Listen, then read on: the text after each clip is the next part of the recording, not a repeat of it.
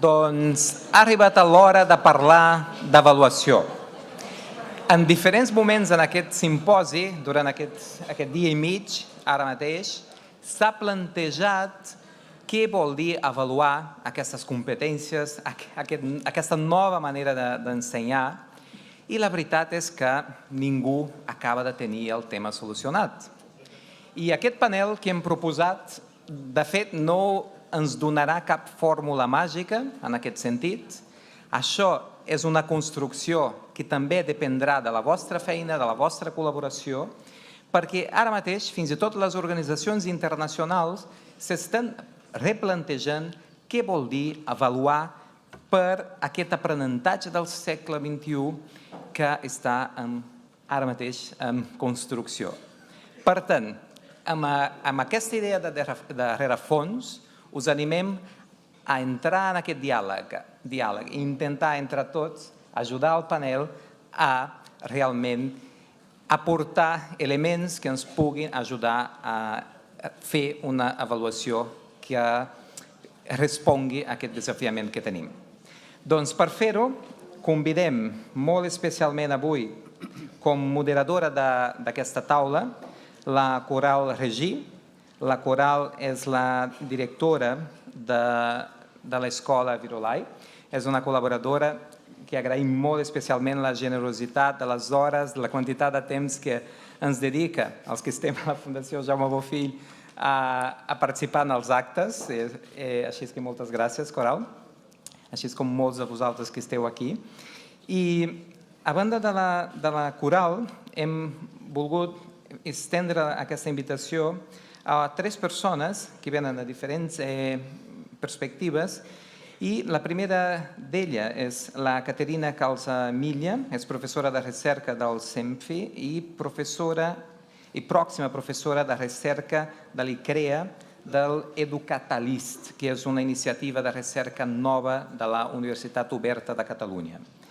Tot seguit tindrem també la Dèbora Nuix, que és analista sobre avaluació del Directorat d'Educació i Competències de l'OCDE i antiga Carlo Schmidt Fellow a la UNESCO. Per tant, la Dèbora té un perfil interessant perquè tindrà la vessant UNESCO del passat i la vessant OCDE del present.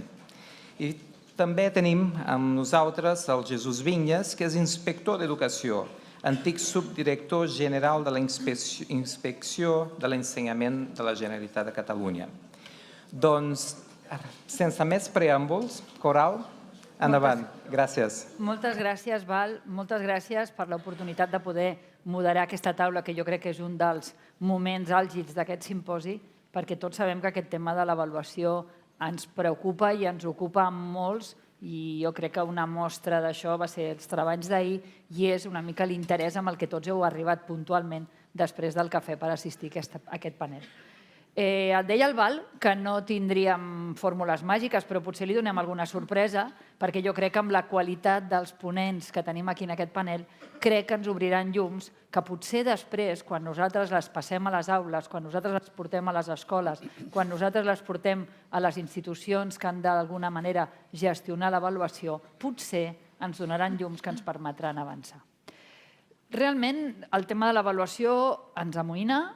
Realment, el tema de l'avaluació és un dels àmbits en què realment, com comentava abans el Val, hi ha més recerca, hi ha més preocupació. Estàvem parlant abans amb gent d'universitats que estan enfocades en aquest tema des de les diferents universitats, a les escoles, estem en aquesta línia de millora. Crec que si de les escoles que estem a Escola Nova 21 plantegéssim quines escoles tenen el punt de l'avaluació com a punt de millora d'aquest any o com a punt de formació, pràcticament seríem totes les escoles que formem part d'aquesta xarxa.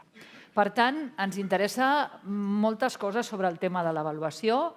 Jo el que faré és enfocar una mica de manera global el que a nosaltres ens preocupa, el que ens agradaria que els nostres ponents ens resolguessin, i a partir d'aquí després ells faran la seva proposta i obrirem en la segona part un seguit de preguntes, de qüestions per acabar de perfilar el que quedi pendent.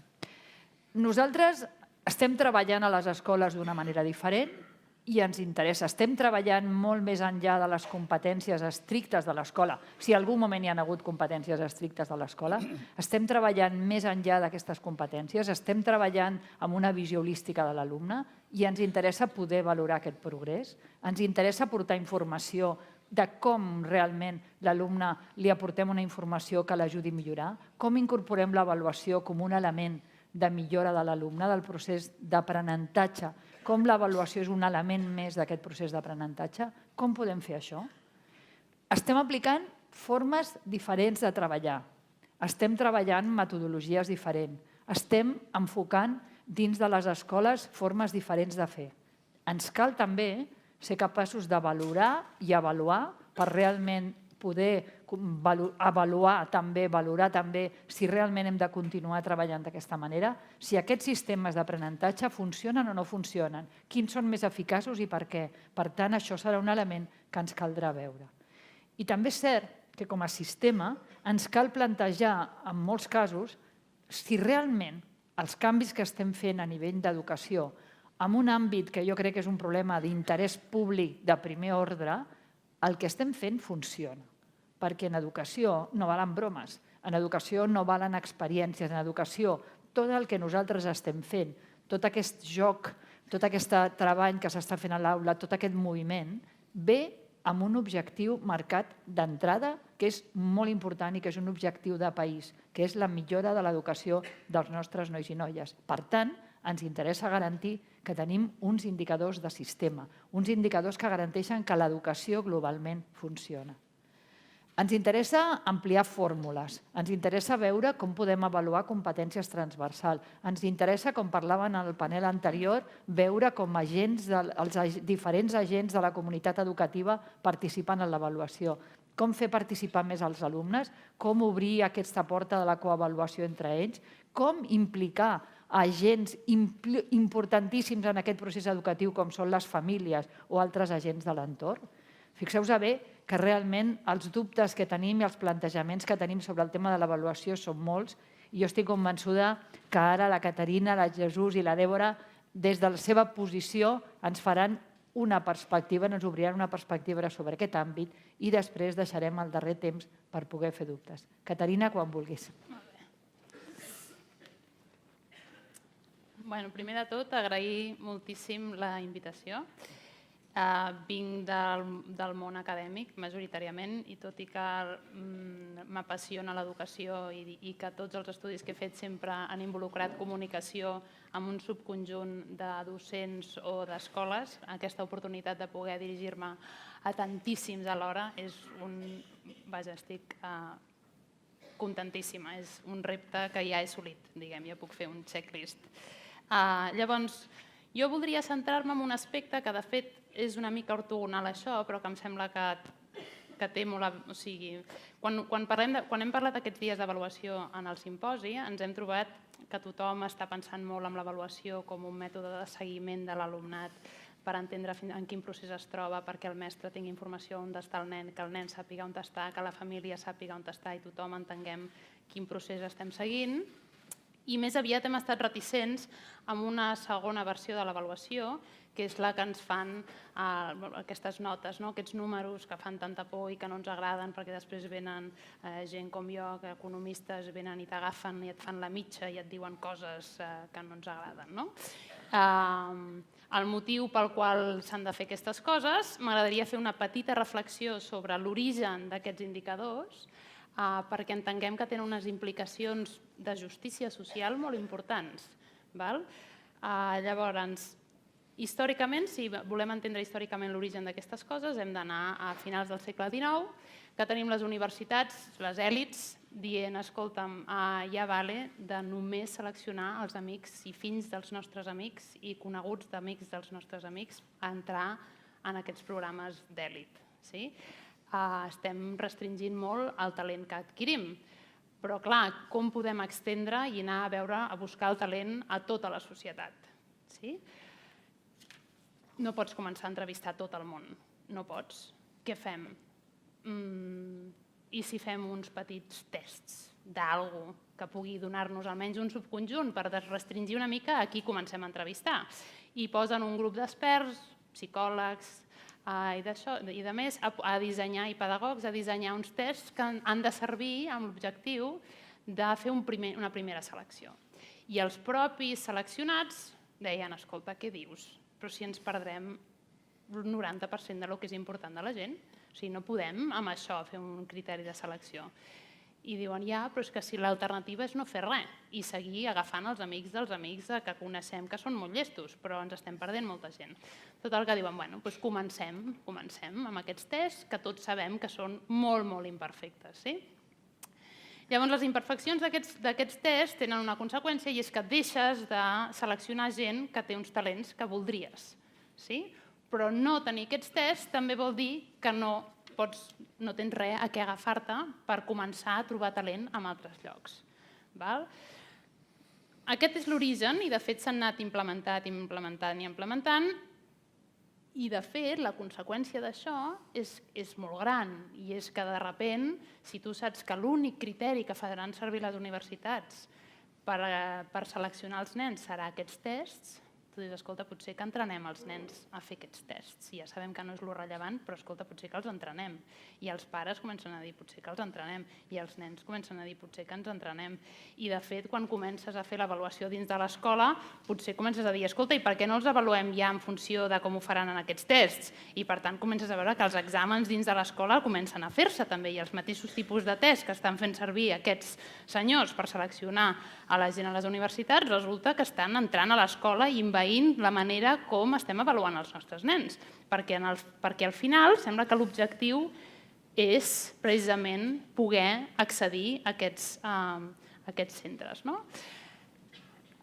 150 anys més tard ens trobem que estem allà i ja hem exprimit tota la possibilitat de canalitzar tots els recursos amb què realment només treballen en aquesta dimensió, que és resoldre aquests tests.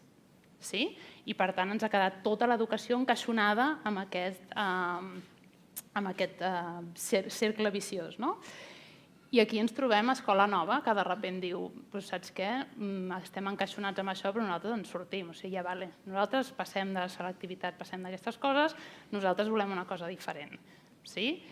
Important, que no podem perdre, com aquests nens, quina és la proposta que volem fer de com s'hauran de seleccionar aquests nens després.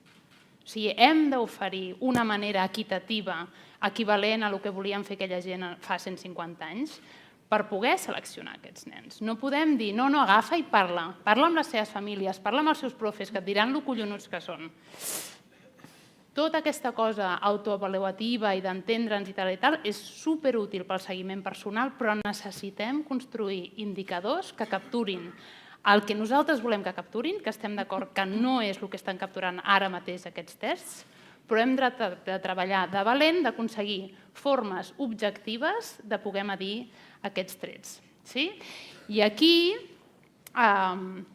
també volia remarcar un altre aspecte, que és que aquests, no només vosaltres heu entès que tots aquests tests no mereixen res que us importi, sinó que la literatura també se n'ha donat. L'acadèmia, en temes d'educació, des del punt de vista de l'economia, també se n'ha donat. Hi ha hagut programes dels anys 60 que es van fer grans intervencions per reduir desigualtats en entorns desfavorits, que quan miraves l'impacte deies no hi ha impacte. Al cap de 10 anys no notes cap diferència entre uns nens i els altres. Per què? Ho medien amb les notes. No hi ha cap impacte. 40 anys més tard, impactes brutals, nens molt millor salut, molt millor adaptació al mercat laboral, molt millors estructures familiars i estabilitats, molt menys crim, molt menys de tot. Què ha passat? Ens hem perdut tot. O sigui, al curt termini vam ser incapaços de capturar res que ens pogués fer intuir que allò era un bon programa. Hem de fer un esforç gran per elaborar indicadors que ens serveixin per demostrar que això serveix i no ens haguem d'esperar 40 anys i que serveixi al mateix temps per generar eines que permetin seleccionar a la gent quan arribi el moment de determinar qui pot fer aquesta carrera i qui no, que malauradament no ho pot fer tothom el que vol, sinó que hi ha criteris de selecció a les empreses, hi ha criteris de selecció a la universitat, hem de poder influir i oferir instruments d'avaluació objectiva. Com es fa això? i aquest és el gran, enorme repte que ens plantegem i que em plantejo jo personalment, i que és un repte a nivell mundial. O sigui, no és un repte que es planteja a Escola Nova, és un repte a nivell mundial. Com trobem mesurables? Objectius. Sí? Parlem molt de l'autoavaluació. L'autoavaluació és molt bona com a eina de reflexió, d'evolució, és una eina superútil, però de cara a justificar a la resta del món que tu ets diferent que un altre individu, això no ens serveix. Sí? Hi ha la necessitat de poder classificar.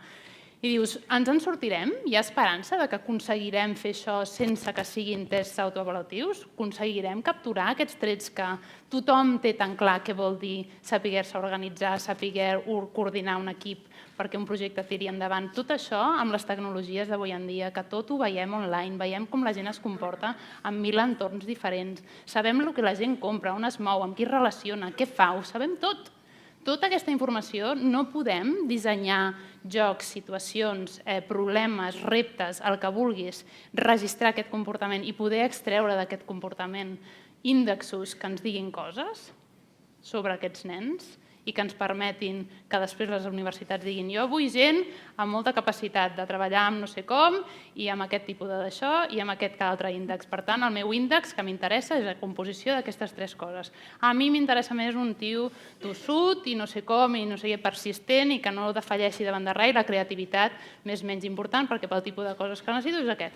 I puguis anar jugant amb aquests índexos i que cadascú d'això, però almenys que tots tinguem la sensació que aquests índexos reflecteixen el que són els nostres objectius i, per tant, que ens trobem que les escoles no tenen por de ser avaluades perquè, en el fons, l'avaluació està capturant el que tu, com a escola, ja estàs volent treballar i la societat i la universitat, les societats, les universitats, tothom que està seleccionant també tingui la sensació que tots estem treballant amb un objectiu comú. Jo el que us puc dir per la meva banda és que estic fent un esforç brutal d'ajuntar i amb això convido també a totes les persones d'escoles, especialistes de disciplines múltiples, estic treballant amb neurocientífics, pedagogs, jo soc economista de formació, cal aglutinar molts coneixements per tenir, per inventar, per crear noves maneres de pensar com podem avaluar. La innovació amb la forma d'avaluar ha passat que el multiple choice test, en comptes de fer-se en paper, es fa amb ordenador.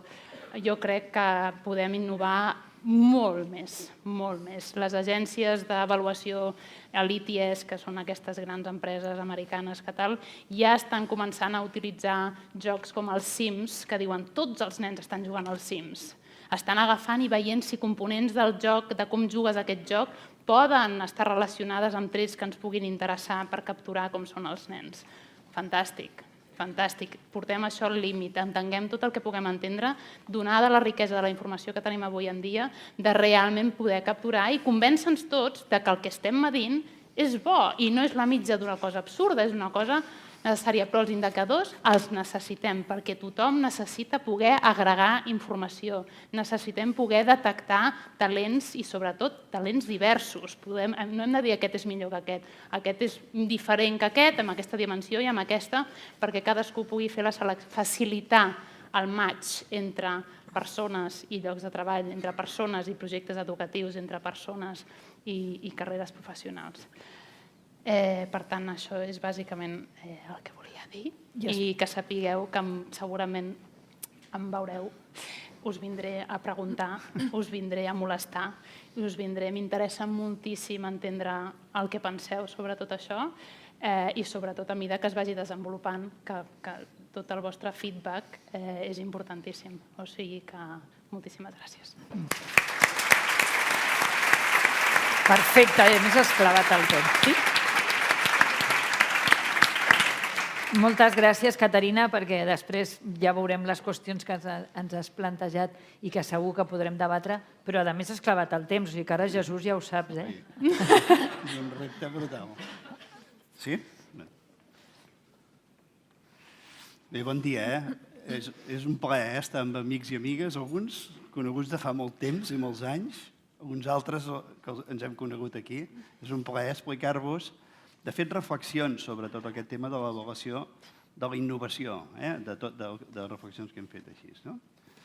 Per tant, jo la primera cosa és per una mica dir, el canvi no ho hem inventat ara, perquè això ja es deia des de fa 2.500 anys o 3.000 anys, el canvi és continuat sempre.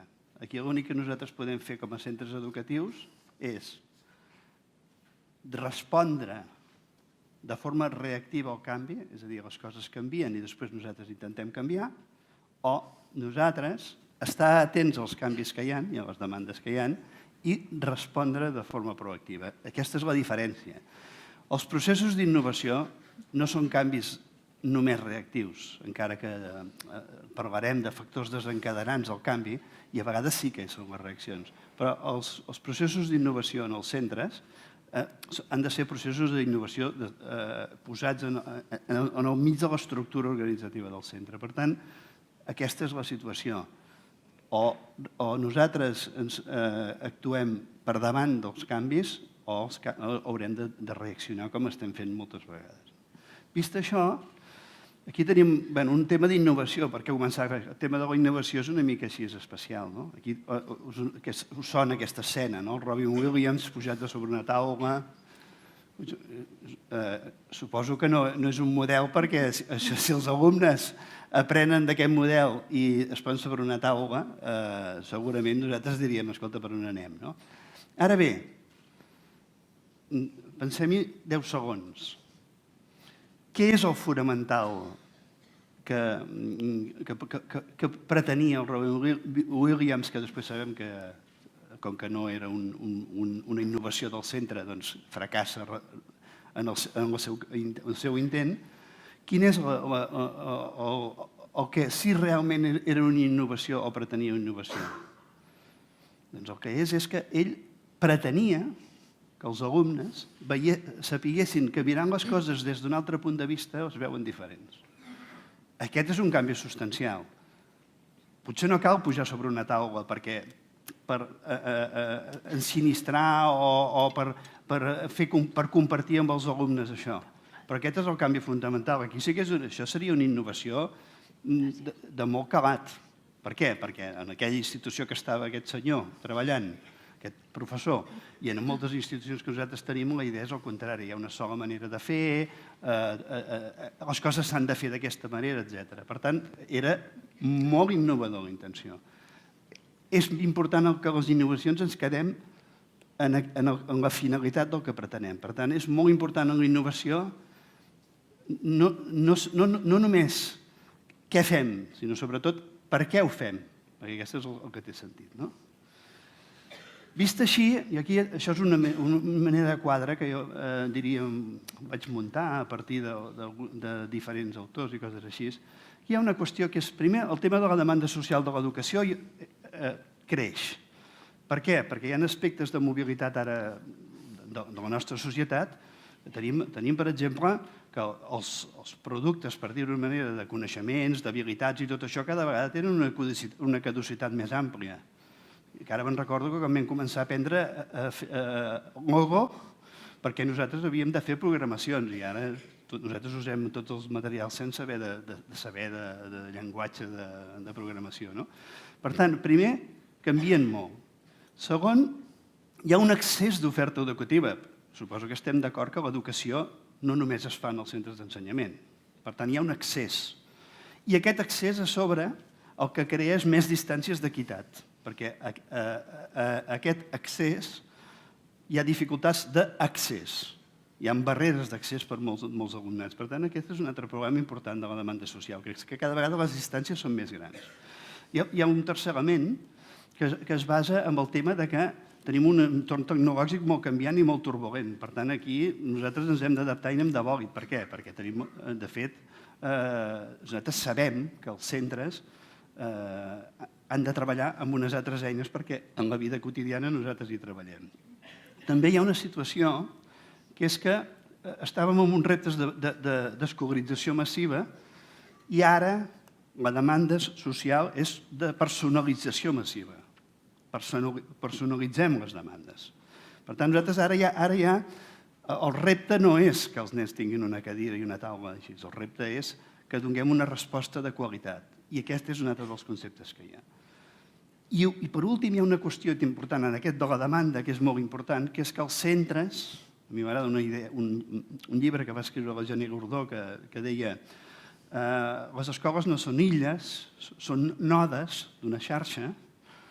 Això ho agafava del Castells, és una idea del Castells, del Manel Castells. Doncs això és el que som. O pensar que els centres és una unitat, una illa, una qüestió tancada, quan entren per tot arreu elements de coneixement i així, doncs esclar, els centres no són nodes. I això també ens servirà, com veurem després, per la innovació. Si no fem res, cada vegada hi ha més distància. Aquesta línia és la que no té canvis ni innovacions. Cada vegada hi ha més distància entre la demanda i així. Desgraciadament, doncs, sembla que aquesta és una tendència que està passant, que estem una mica distanciats de les demandes socials d'educació amb la resposta que estem donant des dels centres. Per tant, la innovació no és una opció, és l'única opció que tenim, si no volem cada vegada distanciar-nos més. Per tant, aquí tenim aquesta opció. He posat el procés disruptiu perquè això del Robin Williams era un procés disruptiu. Fem un cop, de cop i volta fem una innovació una mica improvisada i tot això. Això és interessant, no és que això ens passarà a la vida, que fem canvis, prou, no podem continuar igual. Ara bé, el que és sòlid i el que hem de fomentar i haurem d'avaluar les nostres organitzacions en aquest sentit és que estiguin posats en un procés de millora constant. Això és el que és sòlid. Per tant, els processos de canvi i els processos disruptius han d'entrar en aquest concepte. Clar, el cercle de millora continuat ja sabeu que és planificar, fer, verificar, revisar, actuar, tornar a planificar. He posat verificar perquè això és el que justifica l'avaluació. Si el que fem nosaltres no ho avaluem, aquest cercle no es dona.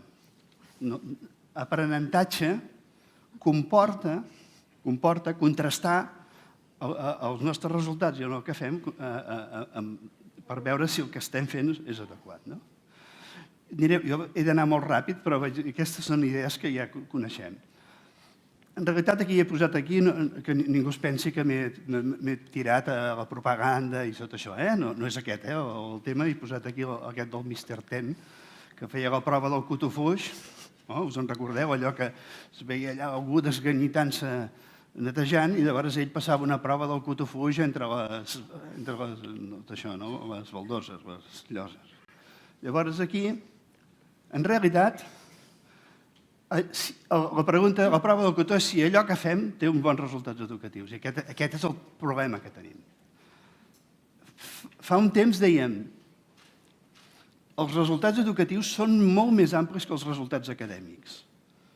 Perquè els resultats acadèmics, deixeu-m'ho dir així, moltes vegades que estan col·locats per assignatures i per matèries una mica així, és una mica, abans ho comentàvem quan veníem cap aquí, oi? Això és gairebé el quadrivium i el trivium, i això ja hem corregut molt. En el tema dels resultats educatius ja hem vist clarament que això és insuficient. No és que això no estigui bé, però no és suficient, no és adequat. Hem de fer una millora. Ara, la pregunta sobre els projectes d'innovació que ens fem des dels centres i les persones que estem treballant al costat dels centres és quins han estat aquests factors claus que han condicionat els resultats i per què els resultats són aquests, de quina manera i tot això. Bé, aquí tenim un seminari del qual formo part, que està coordinat primer per la Carmina Pinya, que ara ja no hi és, de l'ICE de l'Autònoma, i ara ho porta la Maria Massip, i la Rosa Gil i el meu company Joaquim Núñez, el company d'inspecció.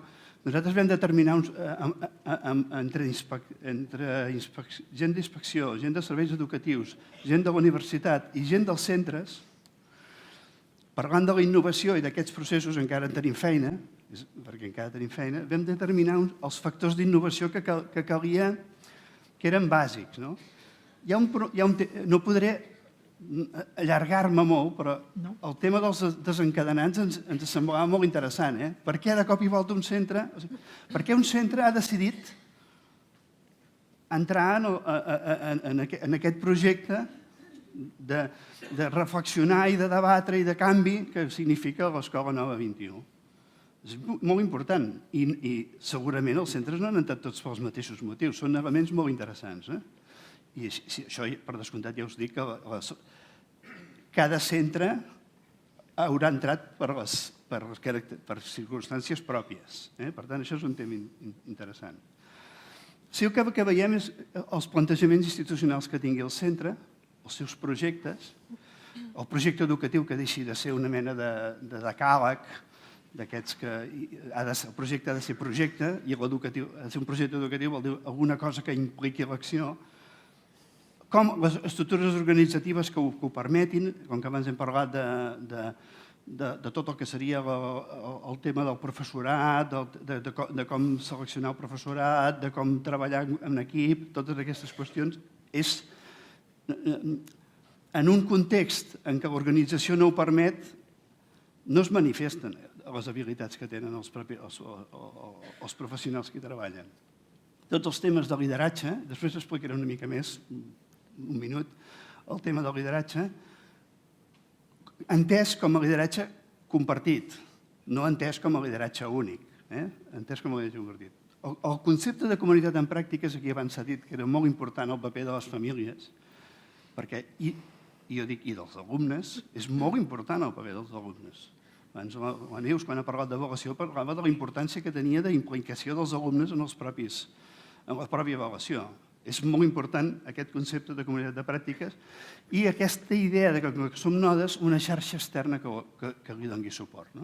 Per tant, aquí tenen aquests factors els que haurem de buscar cada centre en com estem d'aquests mecanismes.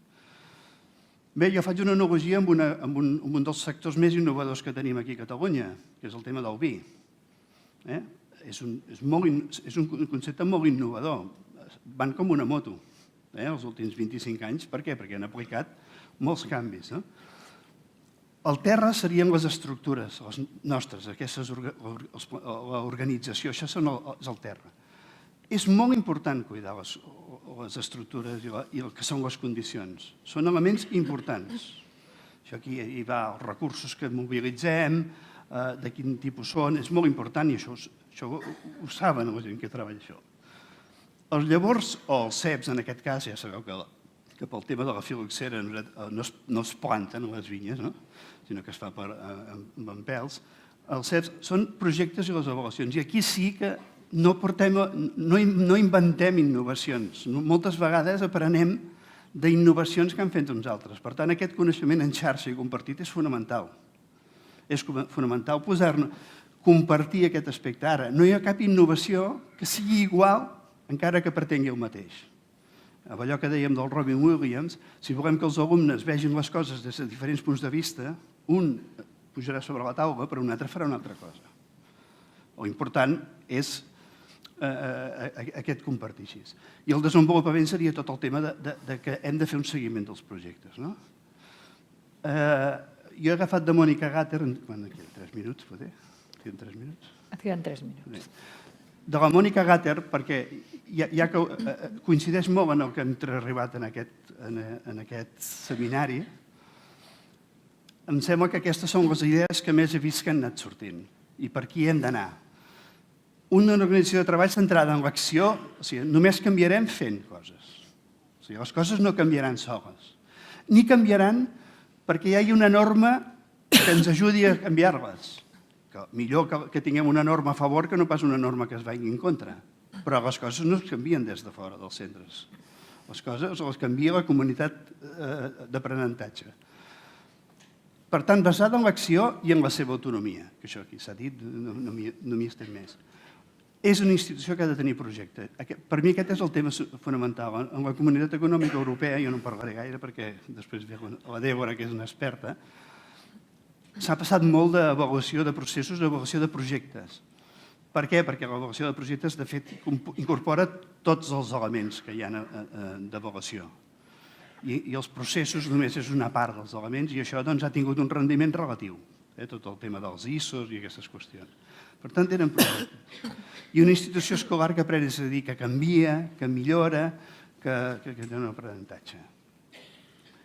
amb aquesta idea, aquí poso els humans amb recursos, a mi m'agrada més una idea d'un Ponti, que és un professor de Barcelona, i m'agrada la idea.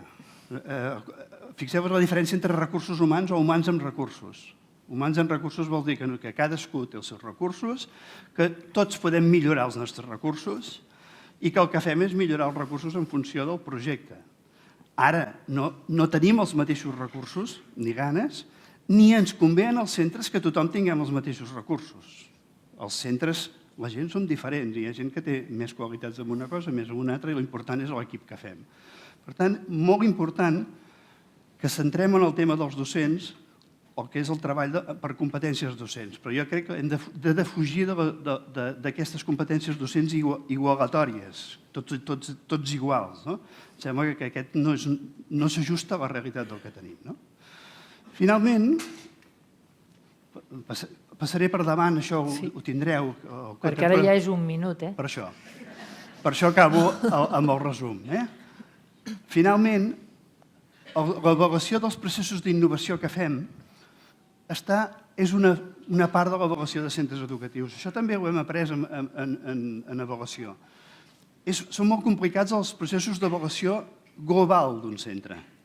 Són molt complicats, ho hem vist a la pràctica, a les inspeccions hi hem trobat, ens estem desganyitant a vegades en fer processos d'aquests i és complicat.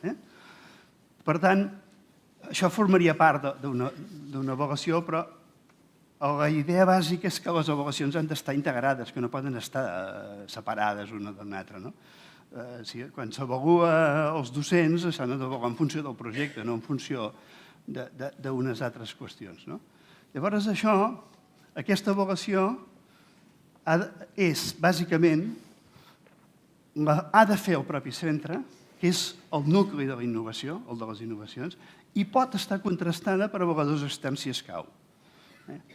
El contrast d'aquesta avaluació interna i externa, aquest contrast és el que, en certa manera, aporta coneixement al propi centre i ja pot servir de retiment de comptes. I, finalment, les condicions necessàries, i potser els objectius que ens hem de plantejar en aquesta situació, és que hem de tenir un sistema d'indicadors de resultats comú i basat en totes les competències, per tant, de resultats educatius en el seu conjunt. Veus, ja hem coincidit perfectament. Un sistema d'indicadors clars. Per tant, aquell coneixement que té cada mestre, cada professor dels seus alumnes del centre i aquell coneixement que té l'alumne d'ell mateix, aquest és un coneixement que l'hem de poder transmetre sabent de què va. Per tant, hem de compartir conceptes i indicadors. Transparència i rigor en l'avaluació de les competències, o sigui, ha de ser transparent, no de qualsevol manera. Bé, més o menys. Nosaltres hem de ser molt més precisos. Han d'estar orientades a la millora constant. No avaluem per classificar, sinó que avaluem per saber on som, per veure com continuem aprenent. I, finalment, quan avaluem els projectes, quina és la finalitat d'avaluar projectes d'innovació o projectes de centre? Primer, que generem nous conceptes.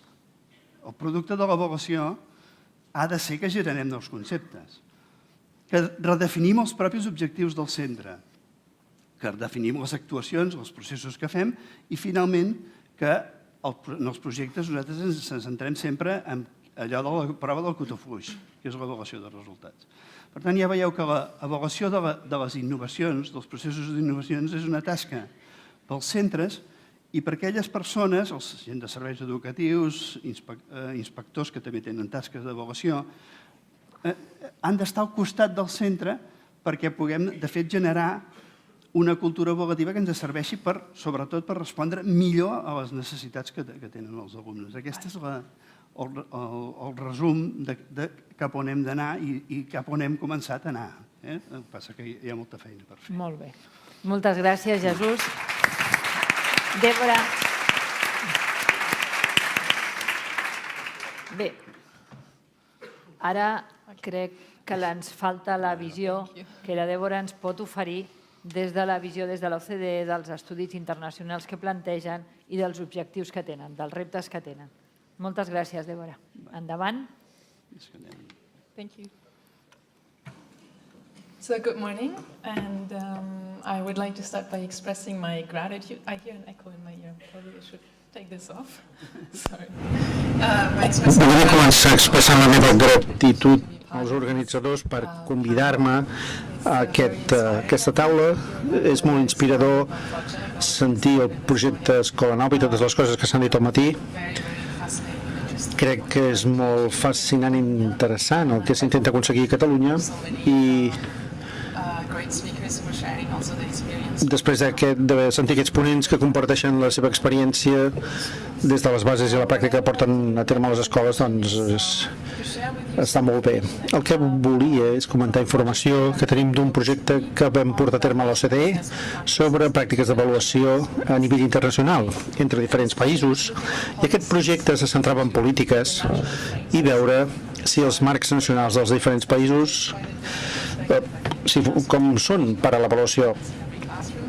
No tinc tanta informació sobre el que passa a les aules, però sí que tinc informació sobre la visió que tenen els països sobre les avaluacions que volen que es facin a les escoles i com s'estan implementant aquestes polítiques. Bé, voldria començar donant una mica de context al projecte perquè sapigueu d'on ve la informació que es va entrar. Aquest projecte d'avaluació es va fer durant 4 anys a l'OCDE, va acabar el 2013, però hi ha hagut molt interès de diversos països i per això encara estem treballant en aquest tema, l'avaluació. I encara s'està fent a diversos països. L'objectiu era explorar com diferents sistemes d'avaluació poden utilitzar-se per millorar la qualitat, equitat i eficiència de l'escolarització, sobretot centrant-se en estratègies nacionals. He parlat abans de polítiques nacionals que implementen els països en escoles primàries i secundàries. Hem tingut una participació força àmplia, amb 29 sistemes educatius que han participat en el projecte, i crec que l'aspecte més interessant del projecte fou que vam adoptar una estratègia completa per l'avaluació, centrant-nos en pràctiques d'avaluació a nivell dels estudiants, el professorat, les escoles i els sistemes educatius en la seva totalitat. I això es mostra aquí gràficament, així que volíem veure com s'avaluaven els estudiants a les aules a través d'avaluacions internes i externes, també com es feia l'avaluació de la pràctica de professors i líders, com s'avaluaven les escoles com a organitzacions i com els sistemes educatius controlaven la qualitat i equitat que estaven aconseguint. Per tant, ens vam centrar en cadascun d'aquests elements en profunditat, amb força profunditat, però l'objectiu global del projecte era veure com aquests components es combinen i com els països intenten definir marcs d'avaluació que siguin coherents i en què cadascun d'aquests elements tinguin sentit junts i perquè junts puguin ajudar a millorar els processos d'aprenentatge i ensenyament i puguin crear informació que sigui útil per als educadors.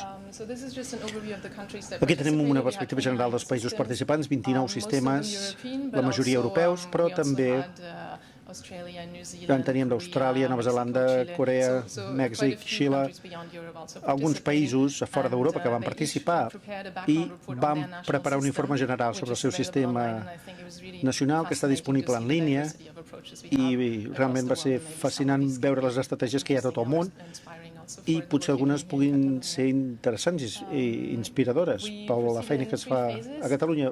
Vam fer 3 fases.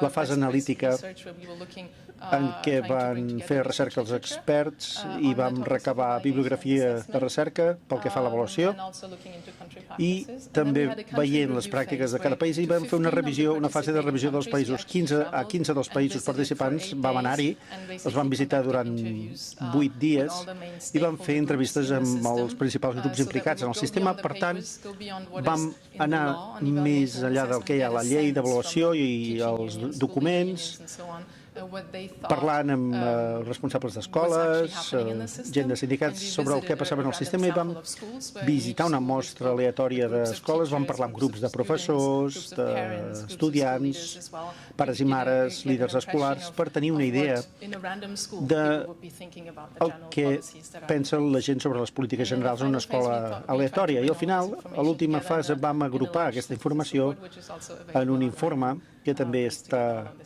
disponible a internet, on hi ha tota aquesta informació. El que vull fer ara és, molt breument, presentar el que crec que són 3 qüestions importants o destacades de la nostra feina relacionades amb el que s'està parlant aquí. El primer té a veure com podem mesurar les coses que estem avaluant en diferents sistemes educatius.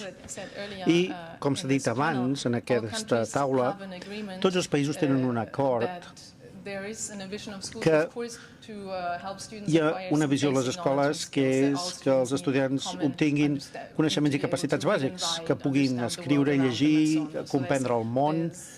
Per tant, són competències bàsiques, comunes, que volen aconseguir els països. Però durant les últimes dècades hem vist que cada cop es fa més èmfasi en anar més enllà d'aquestes capacitats bases i tenir currículums internacionals basats en competències més àmplies, com el que s'ha parlat aquí avui i ahir. Als països europeus hi va haver molta influència la recomanació dels 2006 de competències clau, que molts països han inclòs en els currículums nacionals, i les capacitats vitals de la UNESCO, etc. Totes aquestes recomanacions. Tot això ha portat a una retòrica als governs nacionals, no només al nivell escolar, de que els sistemes volen dotar els estudiants de competències més àmplies i volen ajudar a tots els que aprenen a adquirir unes competències més àmplies i millors. I això té a veure amb l'organització innovadora i l'ensenyament interactiu. Veiem els currículums nacionals, però això és quelcom que els països volen aconseguir. I en el nostre projecte ens interessava com això es reflecteix en els marcs d'avaluació. I el que vam veure fou força decebedor. No només aquí, però en molts altres països, normalment, els sistemes d'avaluació encara estan molt per enrere d'aquesta retòrica d'assolir les competències. Veiem una falta de correspondència entre allò que avaluem i els objectius d'aprenentatge que realment s'indiquen a nivell nacional. Per tant, veiem que les avaluacions són molt més tradicionals pel que poden cobrir, sobretot les avaluacions nacionals que se centren només en algunes temàtiques o en algunes assignatures molt específiques, i són molt tradicionals també pel que fa a la informació com es recull. Es fan avaluacions a nivell nacional o exàmens, però el format més habitual són els formats escrits i exàmens de resposta múltiple. Per tant, veiem que hi ha una falta de correspondència entre els currículums i l'avaluació, i això és problemàtic perquè sabem de la recerca que l'avaluació té un efecte negatiu o té un efecte de retroalimentació. No només s'avaluen els resultats, sinó que influeixen en allò de què parlen, perquè indiquen les expectatives d'allò que els països valoren. Per tant, es reconeix a la majoria de països aquest repte i s'ha fet molta recerca sobre com podem desenvolupar formes més innovadores d'avaluació que puguin reflectir el tipus de competències que s'estan avaluant, i això inclouria avaluacions obertes, portar a terme una tasca, fer quelcom en col·laboració, i etc. Per tant, s'ha fet investigació, s'ha fet recerca sobre com podem implementar això millor a diferents països. El segon repte important té a veure amb els actors implicats en els sistemes d'avaluació. Normalment els països utilitzen una barreja d'enfocaments externs i externs a l'avaluació. Hi ha diferents tipus d'avaluació, interna i externa, i tenim informació sobre avaluacions nacionals que ens mostra que tenen formats força restringits, i en certa manera és lògic, perquè l'objectiu d'aquestes avaluacions normalment és monitoritzar tot un sistema educatiu o utilitzar-se per rendir comptes. Per tant, ara es necessita informació que sigui comparable i que es pugui utilitzar. Per això aquestes avaluacions estan estandarditzades, i pocs països tenen o volen tenir informació comparable sobre els resultats, encara que hi ha projectes a petita escala en base nacional no es fa, i si tens avaluacions és menys car i requereix menys temps en aquests formats més restringits. Per tant, en alguns països el marc d'avaluació espera que l'avaluació més àmplia de què parlem es faci a la classe, a l'aula. I molts països, com s'ha dit aquí a Catalunya, tenen un marge força ampli d'autonomia que poden utilitzar per implementar formes més autònomes i innovadores d'avaluació. Molts països han desenvolupat marcs o directrius per a una avaluació formativa o més àmplia en què proven d'ajudar i animar les escoles a implementar aquest tipus d'avaluacions. Hi ha un interès general en fer-ho a nivell de sistema, però el que és sorprenent, o potser no tan sorprenent, és que el que vam veure en revisions de recerca a diferents països i també a les visites als 15 països que van participar fou que, encara que existeix aquesta autonomia, no s'utilitza massa. Hi ha molts reptes per utilitzar aquest àmbit que tenen els professors per implementar aquestes avaluacions alternatives o més àmplies, i resulta que en molts països les avaluacions dels professors s'assemblen a les nacionals, a les avaluacions nacionals, i és força freqüent utilitzar proves de coneixement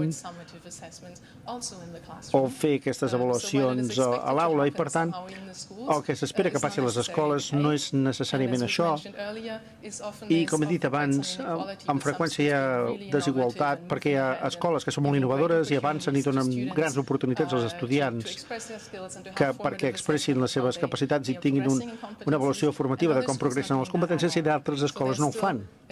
Per tant, encara hi ha un repte aquí també per garantir que sigui quelcom que passi a les aules i no que sigui quelcom que sigui un desig.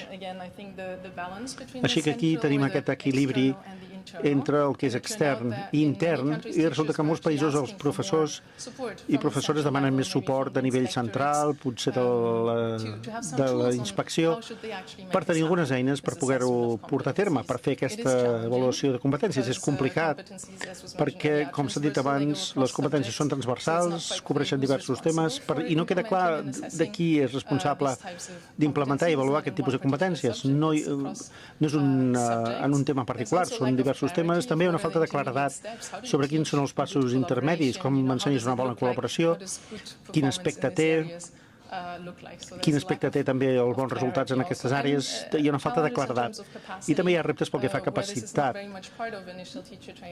Això no forma tant part del desenvolupament professional o la formació inicial del professorat. Així que la col·laboració amb diferents actors a nivell local, central, és necessària per difondre les bones pràctiques en aquesta àrea. I la darrera qüestió, la tercera i final que vull comentar, té a veure amb les diferents finalitats de l'avaluació. Tots els països utilitzen l'avaluació per a millorar, per a la millora, crec que és el que més ens interessa tot, però també per a rendir comptes. Per tant, els governs, la societat, els pares també volen saber què passa a les escoles. Per tant, l'avaluació també proporciona aquest tipus d'informació pública. Per tant, el rendiment de comptes crec que és útil fins i tot per ajudar a millorar els sistemes, perquè aquesta informació és útil per dissenyar millors polítiques. Però el que hem vist és que en aquesta funció del rendiment de comptes, de l'avaluació, si es converteix en quelcom massa fort,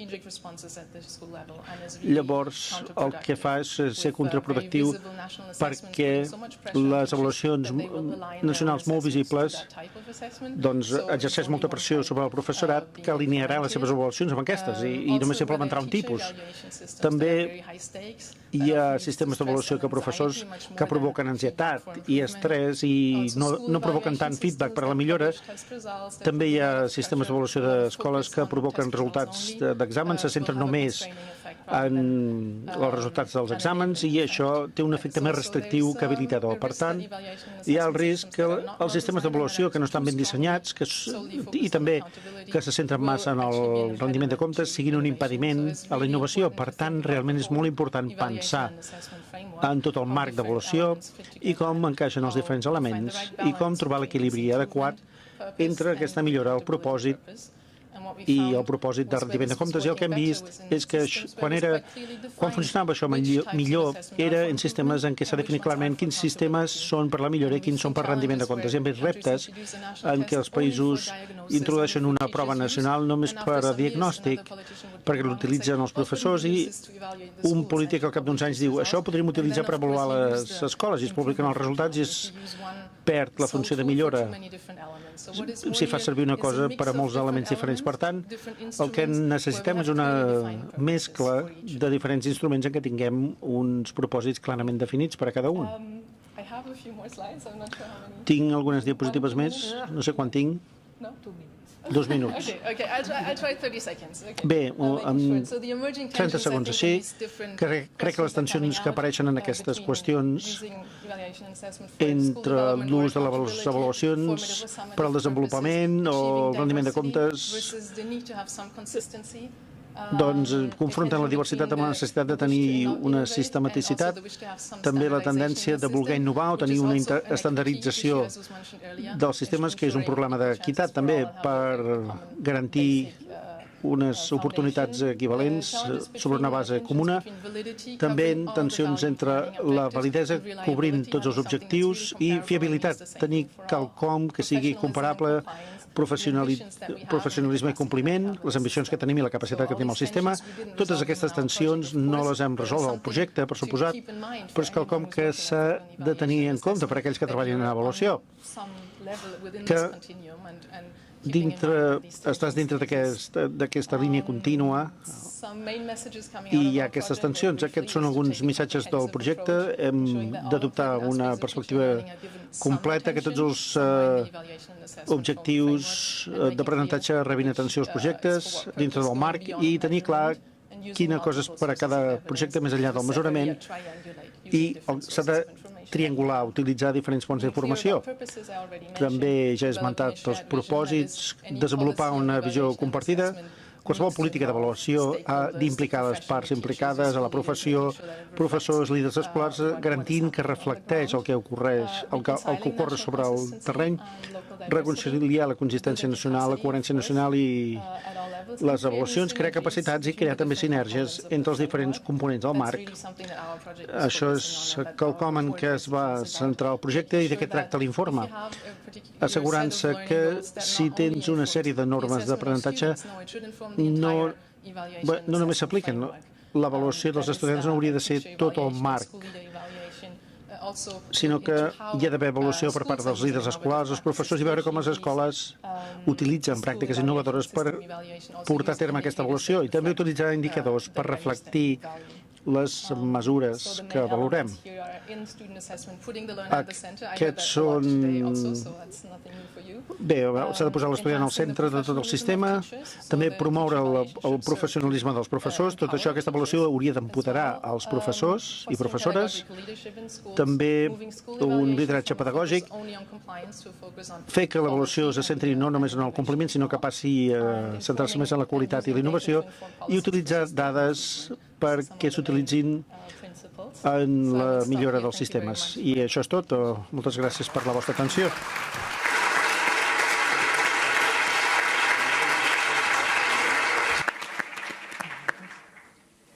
Bé, arriba el moment de les qüestions que, si us sembla, primer començarem entre els ponents del panel i a partir d'aquí després obrirem el més aviat possible perquè hem d'acabar molt puntuals sobre la una, però ens queda temps per fer algunes qüestions. Jo us vull donar la volta al tema i partint una mica de les coses que vosaltres, els tres ponents, heu plantejat. Sí, Débora? En aquests moments jo us voldria plantejar una mica, i si donéssim la volta a la truita? Podríem establir uns indicadors, podríem establir uns criteris d'avaluació que d'alguna manera fossin de màxims i que ens obrissin la llum de com poder fer un procés d'innovació? És a dir, de la mateixa manera que determinats tests, determinades proves d'avaluació, determinades formes d'avaluar el sistema o els centres educatius o els professors determinen formes de fer que a vegades estan vinculades amb mètodes més antics o poc eficaços o poc adients amb les metodologies que nosaltres volem emprar, no podríem fer-ho al revés? No podríem utilitzar uns indicadors que marquessin als centres quina és la finalitat que busquem i que d'alguna manera aquesta mateixa avaluació fos una eina de canvi? No podríem establir proves pels alumnes, indicadors pels alumnes, com indicaves tu, Caterina, que d'alguna manera permetin que el procés d'avaluació sigui millor? No podríem fer d'alguna manera que poguéssim valorar el canvi o provocar els canvis als centres, com comentava el Jesús, establint una forma de fer diferent? És a dir, que realment el que es demanés com a elements d'indicador de millora d'un centre fossin referents de canvi? Qui vol començar? Tu, Caterina, que estàs més descansada? Bueno, perquè ha sigut la primera. Sí. Quan amb l'Eduard, que des de molt al principi, jo conec l'Eduard, diguem, des de la pre-era Escola Nova, i tot això, i quan jo feia educació i ell dirigia una institució d'economistes, vull dir que eren coses ben... Quan vam començar a parlar sobre aquest tema, de si el que era l'educació, l'escoltisme, jo li deia, em sembla que en saps més tu d'educació que jo, perquè l'escoltisme es treballen molt més aquestes coses que està demostrat que són les importants, i la dona, com que són les importants a l'escola?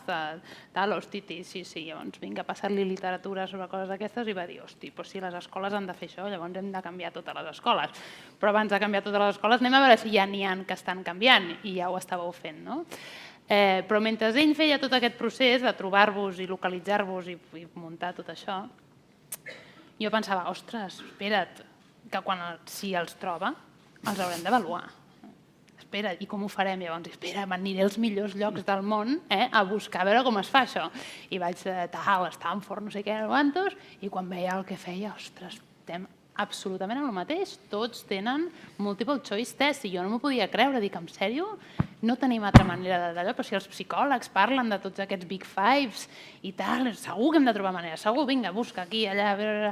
Tot self-reports, tot és el que jo opino sobre mi i el que els meus pares opinen sobre mi i el que els profes opinen de mi, que això com una eina de seguiment em sembla fantàstic, però clar, per l'objectiu que jo estava perseguint, que és que poder després avaluar les escoles aquestes que estaven fent les coses d'aquesta manera i pensant també en processos de selecció més endavant, això no ens serveix de res. Total, que ens hem trobat que al mateix moment que vosaltres ja us esteu plantejant com canvieu la manera de fer, perquè ja veieu que els objectius que us heu marcat, que els heu definit molt bé en paraules, tot i que no tenim indicadors, no en tenim indicadors, no en tenim. Però la pregunta és per què no en podem tenir? I per què no... O sigui, jo tant de bo ja els tinguéssim. O sigui, el meu repte era anem a buscar-los abans que això es munti, perquè ja els tinguem, no? I que precisament puguem fer aquest rol. Però és que no hi són. No hi són i és part del repte que ens plantegem i amb això penso que a vegades en moltes coses dius, escolta, anem a mirar primer que no estiguem reinventant la roda, no? O sigui, que no s'estigui ja fent en molts llocs. No hi ha res fet. Per tant, nosaltres, ho sento molt, però serem molt pioners també si aconseguim alguna cosa. I serem pioners aglutinant gent i posant-nos a disposició de dir aquest és el nostre objectiu i aquí tenim tota una sèrie d'escoles que estan disposades a posar-se al servei d'aprendre com dimonis podem aconseguir fer això ben fet. Llavors, tant de bo poguéssim ja tenir els indicadors, però no els tenim. I, per tant, jo el que diria és tant de bo ja els tinguéssim, però com no, tampoc començarem a esperar-nos a que tinguem els indicadors i mentrestant nens i nens que van deixant de... O sigui, que tant de bo els tinguéssim ja, però donat que no els tenim, doncs anem fent les dues coses alhora. Jo l'únic que puc dir és que jo ja vaig fent cosetes ara ja, diguem, des de l'any passat jo ja he anat treballant en algunes escoles amb aquest repte i juntant dimensions molt diferents i parlant, ja us dic, muntem un congrés d'aquí un parell de mesos amb gent neurocientífics, amb els d'ITS que estan fent això amb els SIMS, gent que està treballant al Real Life, que és un software de coses d'empatia, per veure si a través del comportament també en aquest joc podem medir coses d'empatia. Estem en ello 100%. El dia que tinguem petits avenços, els podem fer servir immediatament i podeu veure quina utilitat us dona. Abusant de la moderació i sense tallar el fil, que m'agradaria que després respongués la Débora, però, per exemple, les empreses tenen criteris de selecció en base competencial que segur que són útils i eficaços, no? De fet, tot això, jo la meva explosió total és fa un any amb el Mobile Congress, que em trobo un tio de recursos humans i li demano, explica'm, com ho feu? I jo li explico les meves intencions i em diu, si tu te n'en surts, O sigui, això triomfes no a les escoles, és que te triomfes arreu. La quantitat de recursos que van a fer aquests processos de selecció, a inventar-se preguntes de si tinguessis un quart ull, on te'l posaries, en aquest dit o en aquest, però la mínima que ja se l'han après tots, han de tornar a canviar la pregunta i han de tornar a tal, i tot acaben sent, o sigui, és una cosa absolutament ridícula. Que l'efecte perniciós de l'avaluació està a totes bandes. Està a tot arreu, no? I llavors, perdoneu, Sí. fins i tot les empreses s'han de mirar el currículum, un nen que surt de la carrera, què et mires? No tens cap informació. Imagina't que poguessis tenir l'activitat que has tingut al Facebook a l'hora de tal, al Khan Academy, si has sigut monitor d'altres nens i els has ajudat a aprendre. Si no sé què, poguessis tenir tot això allà posat i que les notes, si a algú li interessen, les puguis tenir allà, però ara mateix només hi ha les notes i per tant l'únic que fan servir és això. I després les entrevistes, que són molt costoses. I al final, els amiguismes, i jo conec un que tal, ja veuràs que bé, te'l presento, i el contractes, segueix funcionant. Per què? Perquè no perquè la gent no vulgui buscar talent a altres llocs, sinó perquè és molt complicat buscar-lo a altres llocs. Et saltem, Jesús, perquè la Débora pugui... Des de la OCDE ens podeu... Sí, perquè ja sabreu per què. Des de la OCDE ens podeu plantejar si teniu algun repte de solució, algunes idees per solucionar aquest tema, per enfocar aquesta avaluació que ens pugui servir com un plantejament d'indicadors des de dalt? Okay, sorry, I was just waiting for the translation to come. Jesus, if you want to speak afterwards, of course.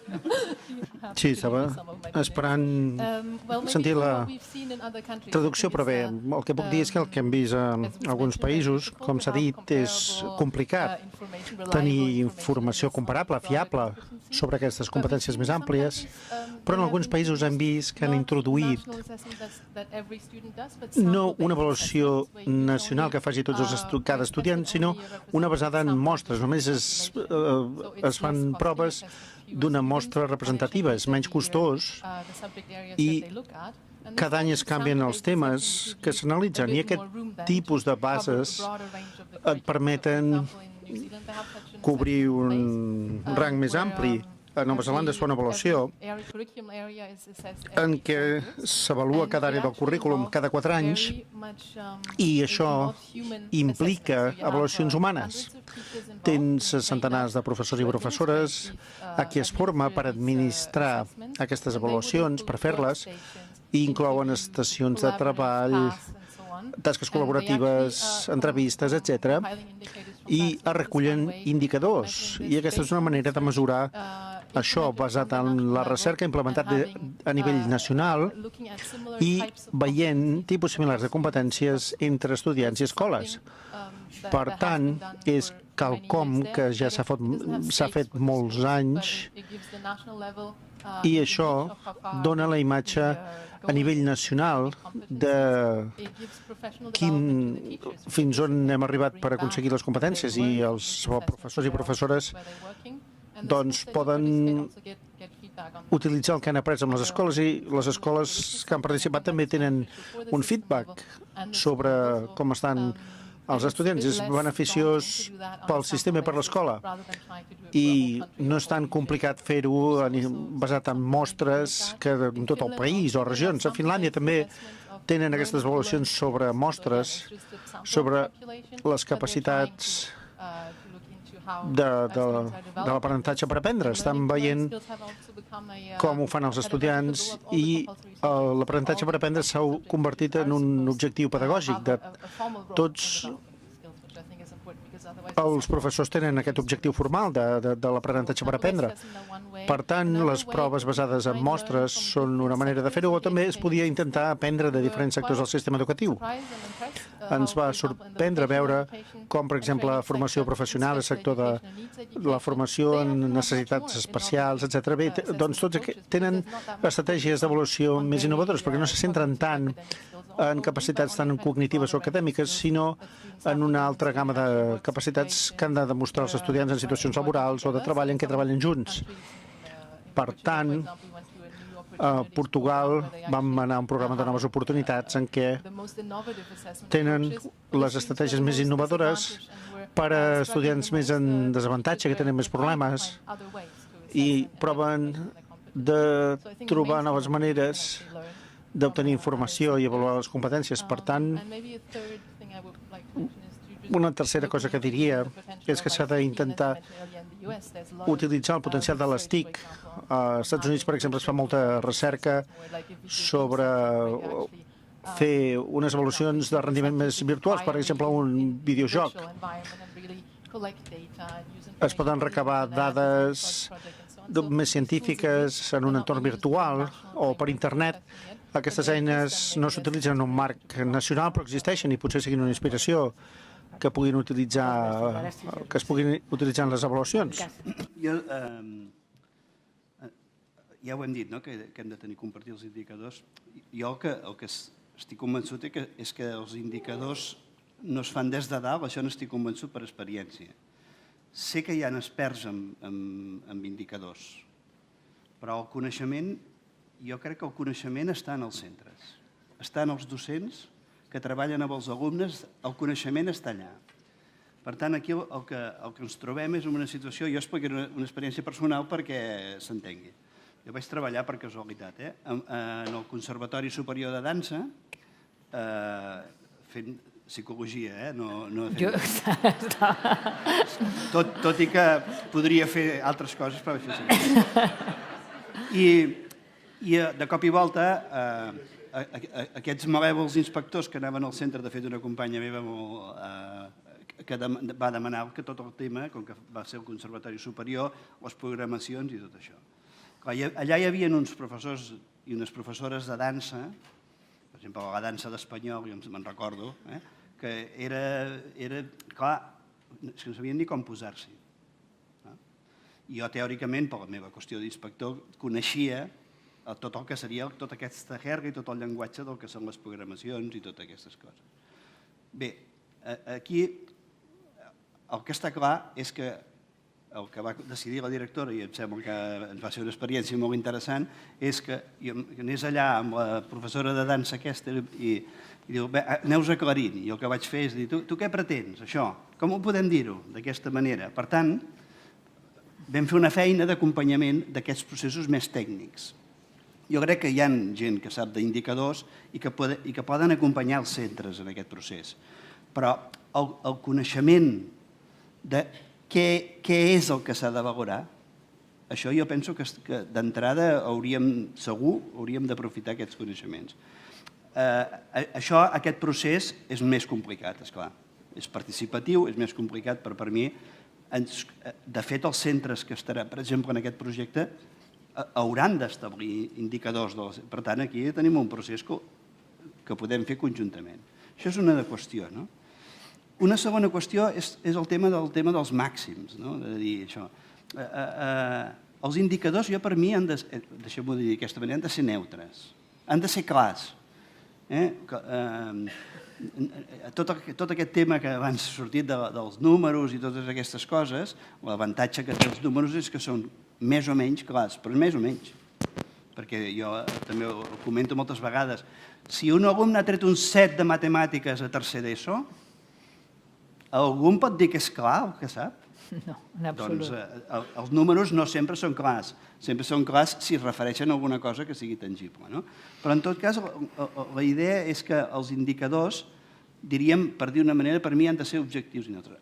Una altra qüestió és el criteri d'èxit. Això és una voluntat i el criteri d'èxit en realitat és el que fa millorar les coses. Quan nosaltres sabem on som i, de fet, sabem el progrés cap on va, que això també és saber cap on anem, evidentment que volem arribar a l'òptim, però d'entrada el que hem de fer és anar al següent pas. O sigui, el que hem de fer és marcar un criteri que siguem capaços d'obtenir-lo. Això és molt de mestres, ja ho veus, no? I per tant, jo aquesta qüestió dels centres, jo ho plantejo igual. Els processos de millora i d'innovació dels centres han de ser d'aquesta manera, perquè, diríem, marcant exteriorment uns objectius als centres, doncs són, moltes vegades, això és un brindis al sol. I jo per això entenc més aviat que la funció de tot el sistema d'indicadors i tot el sistema públic de governança que tenim, el que ha de fer és ajustar amb un sistema integrat d'aquesta informació. Per tant, jo la trajectòria jo la veig que ha d'anar per aquí. La trajectòria ha d'anar per aquí. Hem fet passos. Jo la veritat és que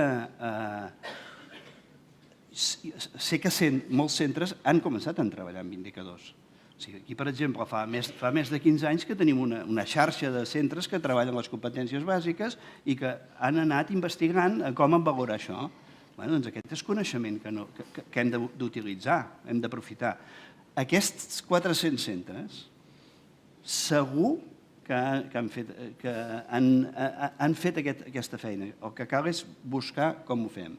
Jo no m'estranya que els investigadors internacionals i això tinguin dificultats, i si encara agafes tots els temes dels psicòlegs i tot això, també, però jo puc dir jo com a psicòleg que soc, que per exemple, aquí sortia com un tòpic de dir és que aquí dèiem allò de ser feliç i no hi ha indicadors. No, nosaltres sabem que des de fa 20 o 25 anys els psicòlegs estan buscant indicadors sobre què vol dir que una persona sigui feliç i què no, i que no té res a veure amb el happy flowers. Per tant, en principi, a les ciències humanes estem avançant amb un sistema molt més fiable de coneixement, perquè, en realitat, fins ara el que hem estat és parlant sobre les coses, però mai hem tingut la intenció de debò de canviar les coses. I penso que aquesta és la línia a fer. Molt bé. Et sembla, Val, que passem a les preguntes del públic?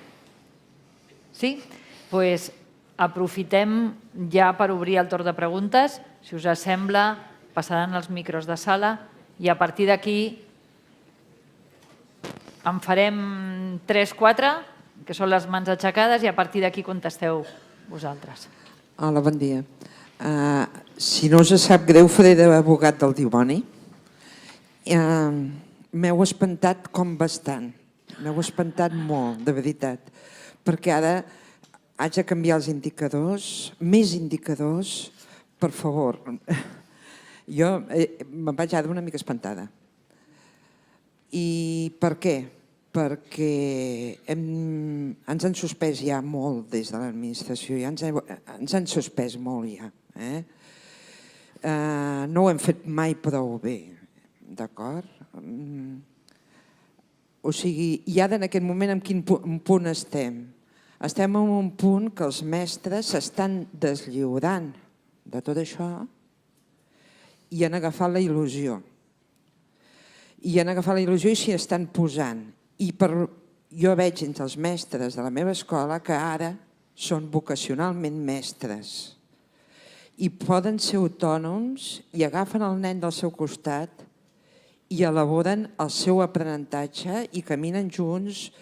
Llavors, quin indicador ha de venir a mesurar aquest nen i aquest mestre que estan caminant junts? Jo entenc que no el trobeu, perquè, esclar, ara, jo entenc que vosaltres també heu de tenir indicadors, no? Perquè, no sé, però jo en aquest moment hem de deslliurar el mestre d'aquest pes que ha portat durant tant temps i deixar-lo fer de mestre.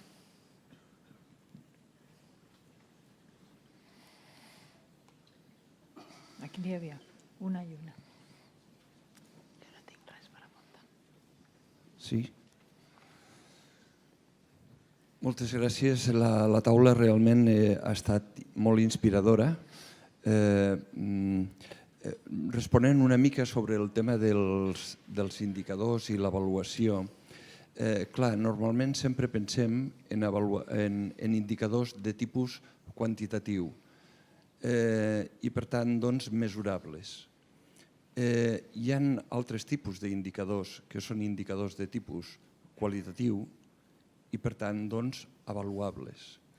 Significa això no mesurar, sinó donar valor o veure el valor d'una experiència o d'una innovació. I això, moltes vegades únicament, només se pot fer a través d'eines, com deia el Jesús ara en aquest moment, les ciències humanes han evolucionat i evolucionen a través de l'avaluació qualitativa, no solament quantitativa, sinó qualitativa. I fer-ho en una avaluació necessàriament integrada a través de l'avaluació externa de centre i l'avaluació interna de centre. empoderar els centres perquè tinguin ells mateixos els seus propis indicadors, perquè puguin valorar, valorar, per tant, el valor de la seva innovació, el valor afegit que comporta això. M'agrada molt el plantejament que ha fet la Dèbora, en el sentit que hi ha aquesta comparació. No parla tant d'outputs, sinó d'outcomes. No parla tant d'assessment com d'evaluation. Per tant, doncs, són dos conceptes, són dos elements diferents. Hem d'anar per aquí per fer aquest tipus d'avaluació, per poder créixer junts en el moment en què es fa tot el procés d'avaluació i perquè l'avaluació sigui un element de creixement propi del propi centre dintre la innovació, s'ha d'anar per aquí. I tenim elements, i tenim indicadors, i tenim elements que avaluem, per exemple, aspectes com l'equitat. Hi ha elements que podem avaluar i tenim per fer-ho. Moltes gràcies. Hi ha una paraula allà al mig. I després el Boris. Rosa Artigal, de l'Institut Escola Costa Llobera.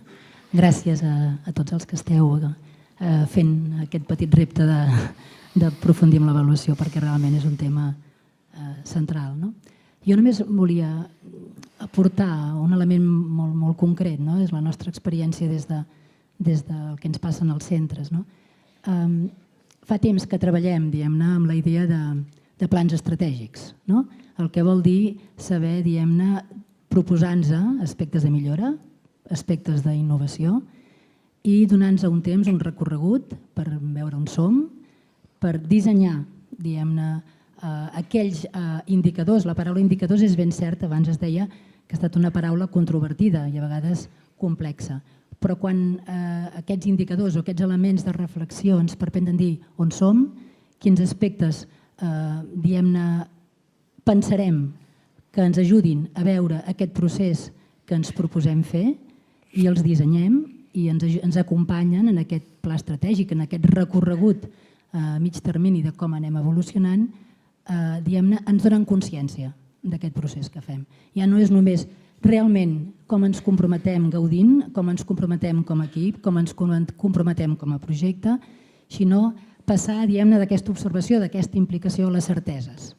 I en aquest sentit ens acompanyen i els necessitem per arribar a un final, a donar-nos així aquest grau de satisfacció s'ha complert, si aquest grau, diguem-ne, de compliment, de rendiment hi hem arribat. I llavors el que us diria, en tot cas en la nostra experiència de plans estratègics, com deia molt bé el Jesús, que a vegades n'hem parlat molt amb ell, aquesta idea de la triangularització, és a dir, quan elaborem aquest camí i aquests indicadors o aquests aspectes en què ens hi fixarem, ho fem també donant la veu als alumnes, preguntant realment, per exemple, un exemple seria dir, volem, diguem-ne, que es participi més en la governança del centre, com a alumnes, com a famílies, com a xarxa de barri, què us sembla, diguem-ne, com ens hi hauríem de posar, donant veu a les famílies. I a nosaltres ens ha ajudat moltíssim també tenir a qui ens acompanya, i aquí em sembla que seria important, diguem-ne, els altres centres, creant xarxa i també la universitat. Persones, diguem-ne, que d'alguna forma ens acompanyen pensant si el que estem elaborant realment, aquest mirall, des de les universitats també ens ha anat molt bé. Jo diria que també des de la inspecció, quan aquestes persones que veniu als centres i que no ens demaneu tant si hem complert amb un número o amb un altre, sinó que ens pregunteu què us esteu proposant, amb què us puc ajudar, amb què realment necessiteu, diguem-ne, repensar, és en aquesta línia que realment ens sembla que l'avaluació de processos i els indicadors ens permeten prendre consciència del procés. Moltes gràcies. Boris? No? Sense el micro ja, vinga. I contesteu, ja. Sí. Bueno, jo sóc el Boris, però aquesta vegada no parlaré com a director adjunt, sinó com a exmestre o profe d'una escola impulsora des de fa 4 dies. Jo també comprenc el sentiment de la primera pregunta, llavors a mi m'agradaria una mica d'enllaç. Clar, parlem d'avaluació i sota aquesta paraula hi ha tantes coses, tantes formes, llavors nosaltres aquí una mica els mestres, els que estem a la classe, diu, ostres, no ens vingueu ara. Llavors, a mi m'agradaria també, que aquí no és l'espai, però realment tranquil·litzar-nos, perquè hi ha unes funcions que fa l'avaluació que són d'acompanyament, de regulació de l'aprenentatge, que ho tenim claríssim, ha sortit abans, i com que fem servir la mateixa paraula, la part més externa, la part més institucional, llavors jo diria que si juntem tot això ens crea una certa sensació com de pànic, llavors jo apel·laria al primer que es va dir quan es va inaugurar la jornada, que és aquesta recerca translacional, a les paraules que tu has dit també, hem de parlar i dialogar entre nosaltres. Una de les coses que hauríem de fer justament és fer el mapa de què estem parlant quan estem parlant d'això, perquè no tothom se senti envaït o amenaçat o que estàs observat com una rata de laboratori. Faig una mica aquest color així, aquesta percepció de classificar, seleccionar, i que nosaltres els mestres això ens preocupa molt perquè estem en una dimensió de cura de persones que ajuden a persones. I m'agradaria només dir això com una mica, que crec que més que una pregunta, més una preocupació compartida que hem de trobar tots justament a l'hora d'articular temes tan potents, perquè tothom se senti còmode amb l'ús que fa d'aquesta eina. I amb aquesta afegiria una cosa important, amb aquesta doble direcció que s'ha comentat. Jo també he vist una mica el que heu plantejat i a vegades aquestes estructures de la classe, el mestre, l'escola, que nosaltres ja no treballem així. I potser estem mirant com si miréssim una orquestra i pensem al director, a l'escola, i nosaltres som una banda de jazz.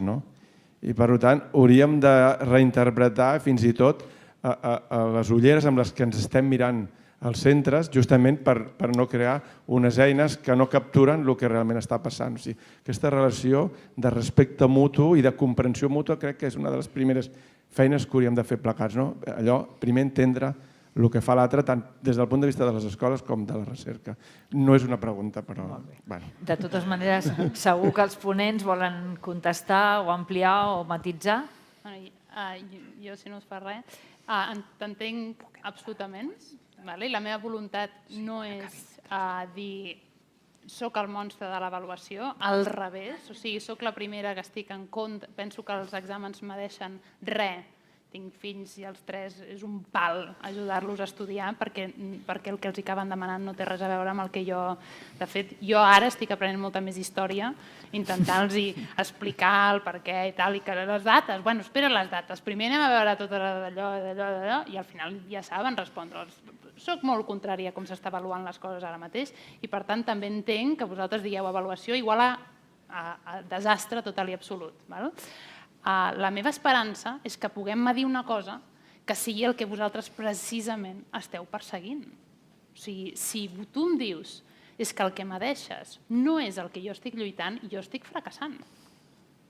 Saps? O sigui, el que estic intentant és capturar que quan tu agafes el nen i l'acompanyes i no sé què, això genera un entorn que fa que el nen estigui molt millor ell, que sigui molt més capaç de pensar, de col·laborar, de pensar en equip, de crear institucions, de crear projectes, de fer històries. Per tant, és poder capturar això que tu veus tan clar i que et omple de tot, i que ara de sobte tothom ha fet que recuperi aquesta vocació, poder capturar això, perquè ho hem matat. Ho hem matat. 150 anys d'avaluació imperfecta s'ha carregat tota aquesta vocació i aquest interès de crear persones. Llavors jo el que dic és veritat que podríem passar de l'avaluació, un temps almenys, donem-nos un descans. Hosti, però hi ha la selectivitat dels nassos. Hi ha la selectivitat dels nassos i què hem de fer amb la selectivitat? Si ara ens venen i ens diuen què hem de fer amb la selectivitat a Escola Nova? Ens la carreguem? I qui entra on? Qui entra a quina universitat? Tots. Ostres, potser no, potser després els tens tots a la... Imagina't que això no podem... Hi ha un número de places. Qui entra on? Qui entra què? Les feines. Qui va a quina feina? Qui no? Qui tal? Hem de poder dir la selectivitat fora, però hem de poder oferir alguna altra cosa, almenys, potser no ara, d'aquí 10 anys. Quan haguem construït alguna cosa que tots diguem, això sí. Quan haguem construït indicadors, que jo us els ensenyi i digueu, això sí. això sí, i això heu de ser vosaltres que digueu, Caterina, això sí, i això no, i això sí. I per això aquesta interlocució em sembla fonamentalíssim. Jo el primer que he fet és anar i escoltar. O sigui, jo quan m'he posat a treballar amb això és anar a parlar amb totes aquestes escoles, algunes de vosaltres, que em digueu què és el que esteu intentant aconseguir i jo veure quines menes de coses es poden avaluar. Però fins que no hi hagi el sí de les escoles no té cap sentit que jo m'inventi indicadors. No té cap sentit. I si a sobre coincidim que els teus indicadors són els que els de recursos humans també es diuen que s'estan escarrassant per aconseguir, i els de recursos humans poden ser molt més qualitatius. Estic totalment d'acord també amb tu amb el tema qualitatiu. L'únic problema amb el qualitatiu és que l'escalabilitat, o sigui, necessitem poder fer un diagnòstic més genèric. És un tema d'igualtat d'oportunitats. No podem, o sigui, hi haurà tot de nens que necessitaran donar la senyal. Jo he tingut estudiants que m'han vingut a dir com puc ensenyar lo collonut que soc? Perquè m'han dit que m'apunti a no sé on i m'apunti per fer un doctorat a no sé on. Què haig de fer? M'han dit que és molt bo estar apuntat a un club de no sé què perquè això demostra que tens habilitats. Estem un altre cop fent el mateix amb altres dimensions. Qualitatiu, tant de bo, però hem de poder oferir eines que permetin a tothom i que no siguis l'elegido en un sample, sinó que tothom ho pugui. I hem de poder trobar qualitatiu, quantitatiu més alineats. No els tenim, estic d'acord, però els hem de trobar. I ja està. Jo crec que encara que volia marxar desapercebuda, li farem un aplaudiment a la Débora que ha de marxar. I'm very sorry I have to go, and thank you so much for the experience.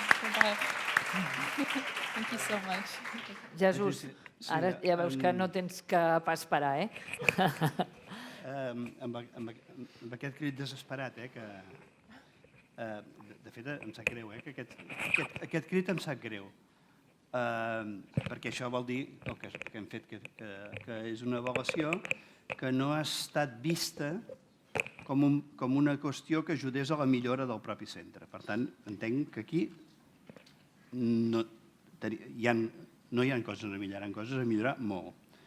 Ara, jo en el tema de que hi ha d'haver mesura dels aprenentatges, és un tema que ja fa 50 anys vaig llegir un llibre del Freinet que deia mesura objectiva del treball escolar, que suposo que els més antics ja l'han llegit tots, i els nous espero que també.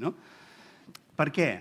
Perquè ja fa 50 anys aquest senyor, que era superinnovador, era el de l'escola nova de l'època, ja veia la importància de tenir elements per saber quin era el progrés que tenien els seus alumnes. Jo estic segur que aquest mestre que acompanya aquest alumne, estic segur que això els té, que és el que he dit. Jo moltes vegades, així amb la meva feina d'inspector, ho faig de preguntar, a veure, de la teva classe, quins alumnes et sembla que en van bé, quins et sembla que més o menys poden estar gairebé a posar-se així, quins tenen més dificultats i necessiten més suport i quins ja ara els tenim una mica despenjats. Això el mestre ho sap directament, ho saben tots els mestres, i ho fan, i treballen, i ell sap que ha de cuidar més aquell perquè necessita més suport i està més atent a aquell, i ho prova i tot això. Per tant, aquí el tema és com podem traduir aquest coneixement que existeix en el cap dels mestres en un coneixement compartit. Jo crec que aquest és el tema que estem parlant, de compartir aquest coneixement. Jo crec que això no ha de ser ni un examen, però sí que és veritat que sí que examina les nostres pràctiques. Si nosaltres pretenem que els nostres alumnes aprenguin a llegir i a escriure i no ho aconseguim, això ens fa reflexionar, no ens suspèn a nosaltres, però ens fa reflexionar que potser allò que estem fent ho hem de canviar. Jo penso que això és el tema de l'avaluació dels indicadors. Vist així, estic segur que també ho compartim, segurament, perquè vosaltres segur que parleu i que avalueu i segur que feu això, segur. Per tant, és una qüestió de veure com no és una superestructura el concepte d'avaluació i realment recull aquest coneixement de debò. Aquest és el repte que tenim. L'única qüestió que puc dir és que jo, i això ja des del punt de vista, com que soc inspector i treballo a l'administració pública, jo crec que i defenso una administració pública també proactiva en aquest element, perquè jo crec que hi ha tanta desigualtat social i hi ha tantes barreres perquè un tipus d'alumnat arribin a obtenir uns mínims de coneixements i d'habilitats per moure's en la vida que jo no podria admetre un estat o una administració que no tingués una informació sobre aquest tema. Per tant, és una qüestió que és un problema de tots i de totes. No és un problema. Però l'administració, jo la vull aquí, i crec que ho està, activa, amb desencerts, per descomptat, també, i amb encerts, però que el que sí que no faria, jo no desmuntaria la idea que, des d'un punt de vista públic, l'educació és un dret que cal estar-hi a sobre i garantir-lo. Per tant, jo, potser si això faig una defensa, potser de la pròpia professió, però em penso que en aquest moment no podem deixar que la societat sola estableixi aquesta situació, perquè la societat el que jo veig és que allunya aquests alumnes de l'accés a la informació si va sola. Jo trobo que els centres d'ensenyament fa unes funcions que no és suficient, però fa unes funcions de compensació d'aquesta situació. Per tant, jo t'entenc i comprenc i estic amb vosaltres en aquest sentit que hem de millorar i molt, i sobretot hem de compartir. Sobretot hem de compartir. Anem justament a les preguntes de les xarxes. Moltes gràcies. Coral, has vist que al començament deia que tindríem un desafiament i no ha estat diferent. Però, agafant la paraula del Boris, que parlava d'aquesta metàfora que som una orquestra de jazz, tenim més músics aquí. Tenim dues aportacions a la xarxa, crítiques, però crec que és important que les fem constància. La primera és del David González, que ens diu: l'alumnat és en el centre de l'aprenentatge, però i de l'avaluació. Avaluar és diferent de qualificar. Després, la segona, diu el Miquel Àngel Sarza: portem 2 dies parlant de l'alumne com al centre. I quan parlem d'avaluació encara no he escoltat temes com autorregulació, metacognició. Gràcies. I finalment, una última. Jo crec que és molt interessant posar el repte a la taula d'intentar acabar aquest panell amb un to més positiu, en el sentit que estem fent coses a les escoles, ja tenen una quantitat de propostes d'avaluació i crec que som una massa crítica prou potent en aquesta sala i fora. Estem connectats amb les millors institucions internacionals que estan treballant en aquest moment, en aquest tema. Per tant, serem capaços de fer-ho. Per tant, optimisme i a la taula. Gràcies. Molt bé.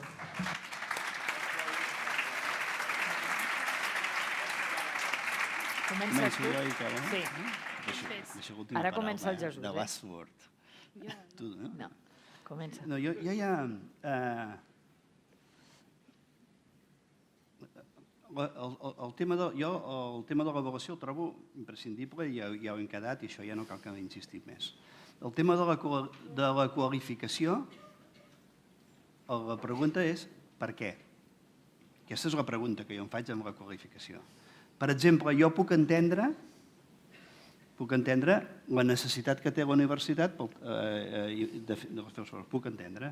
Per què? Perquè si resulta que en aquesta situació de les universitats no es poden permetre, entre cometes, el luxe de dir, per la planificació de la pròpia universitat i de les necessitats socials, aquí això podria estar obert, però no sé si ens ho podríem pagar, perquè l'actual ja no sé si ens ho podem pagar. Però puc entendre que qualifiquem per això. Per tant, el tema està, potser, que per què qualifiquem per altres coses? Això jo tinc preguntes sobre el tema de l'ensenyament. En el que és la fase de l'ensenyament obligatori, jo no ho entenc. Us ho dic de debò. No ho entenc. Ara, aquí hi ha un tema, per exemple, quan acaba l'ensenyament obligatori, hi ha un tema que és l'accés al que seria el batxillerat, els cicles formatius, o no. Ja sabeu que ara és un tema que està lligat a la qualificació i el títol de graduat o no. Les preguntes que ens hem d'anar fent és si en aquest moment cal qualificar o no. O sigui, si, per exemple, realment a un nivell d'estudis no obligatori, les capacitats, els interessos dels alumnes, de l'alumnat, pot ser un mecanisme necessari per poder accedir a aquests cursos. Això és aquí penso que ve aquí el debat. Si és així, llavors ens hem de qualificar. Aquí potser la idea seria com, i aquí s'ha dit, recordo que quan hem dit, no, al final el número només ho posem un cop a l'any, al final, tampoc n'hi ha per així, no? El problema és per què estem posant números tot l'any. Si no, això ningú ens ho demana, al final només demana. El tema és com lliguem aquests coneixements reals amb la qualificació quan sigui necessari. Llavors, jo aquí crec que sí que hi ha marge de debat i de millora. El que passa que aquest és un tema que socialment és conflictiu i no hi ha un consens general. La LOMCE és una línia totalment contrària a aquesta. És la de la qualificació total i, a més, amb exàmens de revàlida inclosos i tot això. I suposo que si s'ha pogut aprovar és perquè hi ha hagut una majoria de gent que ha votat un partit que creia això. Per tant, aquí tenim debat i fins i tot aquí, deixeu-m'ho dir d'aquesta manera, potser perquè em penso que en això coincidim, tenim lluita, crec. Tenim lluita, perquè el que no podem pensar és que segons quin tipus de canvi no hi haurà resistències socials a que es facin. Això seria com veure un món ideal en què tots tenim el mateix pensament. I això no és un problema tècnic, el problema, també és un problema de tipus, jo penso polític i de saber on anem. I en aquest sentit jo penso que està molt bé que ho entenguem, que estem en un procés que volem una societat determinada i que, per tant, l'ensenyament que s'ajusti a això. De manera que jo això de la qualificació entenc que cal una revisió total perquè revisem el sistema. Jo crec que ja us he dit moltes coses, no? Jo espero que això continuï, o sigui, que no em sento amb la necessitat de l'última paraula d'això, o sigui, que jo penso que hi ha molt a fer i penso que no hi ha cap intenció de fer res que no sigui absolutament... O sigui, heu de veure com que jo tinc temps de fer coses que vosaltres no. És això. Bàsicament. I que jo no té cap sentit que jo estigui treballant en una cosa que a vosaltres no us serveix per res. Per tant, jo us haig de poder convèncer del que jo estic intentant fer i del que aquest tipus de recerca que està fent està al vostre servei i al servei de la societat i que tots anem a la una. Si encara no estem alineats, ja treballarem per estar-ho, però per mi no té cap sentit no estar-ho i us puc dir que per mi la diferència és que jo tinc temps que vosaltres no teniu. Crec que no fa falta... Ara ja no, ara no tinc temps. No, que no fa falta seguir la consigna del Val, de que siguem optimistes, perquè jo crec que el termòmetre de la forma amb la que hem treballat, del que estem dient aquests dies, evidentment ens fa ser optimistes. Jo crec que tots tenim molt clar que l'avaluació és una eina de millora, que quan nosaltres ens interessa tenir elements de valoració de les coses que fem és per poder fer-les millor i que ens interessa en aquest sentit garantir que millora l'educació de tots i cadascun dels nostres nens i nenes, de cadascun dels nois i noies que tenim a l'escola, que ens interessa valorar i mesurar si realment el que estem fent, els sistemes que com a professors, com a mestres estem utilitzant són els millors, són eficaços, n'hi ha altres millors. Això ens interessa saber si és així. Ens interessa saber si realment com a sistema educatiu donem resposta i és una resposta adient i adequada al que la societat espera de nosaltres, que és que garantim que arriben a la societat, que arriben ciutadans que saben comportar-se, que tenen unes actituds ètiques i que, a més, són persones preparades per entomar els reptes i amb una capacitat, que és el que ens deia allí el Federico Mayor Zaragoza, amb la capacitat de transformar la societat en la que hauran de viure, amb capacitat de comprometre's. Per tant, no és que siguem optimistes, no és que estem ja començant a treballar. Moltes gràcies a tots.